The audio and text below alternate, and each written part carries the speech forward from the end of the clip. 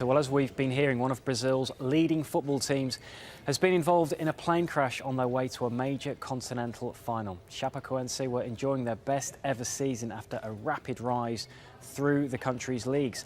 The club had only been promoted to Brazil's top division in 2014. The team were flying to Colombia for the first leg of the Copa Sudamericana final against Atletico Nacional. Colombian police saying that of the 81 people on board, just 5 have survived.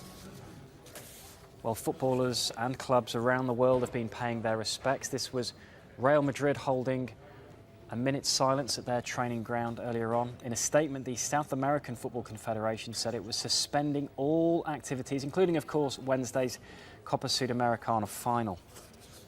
Well, joining us for more on this is Fernando Callas, who's editor-in-chief of the Americas section of Spanish sports newspaper AS. Thanks so much for being with us again. And Fernando, besides the players, who else was on the plane? I understand a lot of sports journalists were on board as well. Yeah, it was only 5 survivors, 3 players, 4 players in the beginning, but one of them, the hero of the qualification, the semifinals, Danilo, he died in the hospital. But other 3 players, Neto, Jackson, and Felsher, they all survived, but they are in critical conditions right now. But 21 journalists, including 6 journalists from Fox Sports, and one of them is Deva Paskovic, is one of the biggest sports announcers in the history of radio. He was just for Fox Sports for, I don't know, maybe 1 year. So it's a huge tragedy. All the media in Brazil, if you go to Brazilian television, everybody is Galvão Bueno, that is the biggest announcer on TV Global. He started crying on the television today in the morning. So it's a huge commotion in Brazil right now. It was the team of the moment. Everybody was in love with Chapecoense and that story about hard work and how could hard work pay. And now everything went it's such a tragedy. And just finally, they're from a relatively small town, Chapeco. Tell us what sort of an impact it will have on their hometown.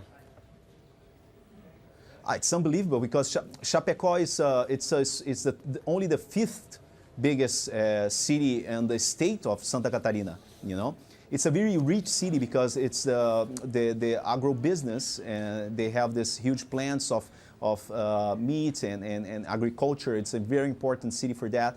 So they realized that like 2 years ago, if you go to Chapecó, you only see T-shirts from the teams from the other state, you know, from Porto Alegre, Inter, or Grêmio. But right now, the entire city was all wearing green and black.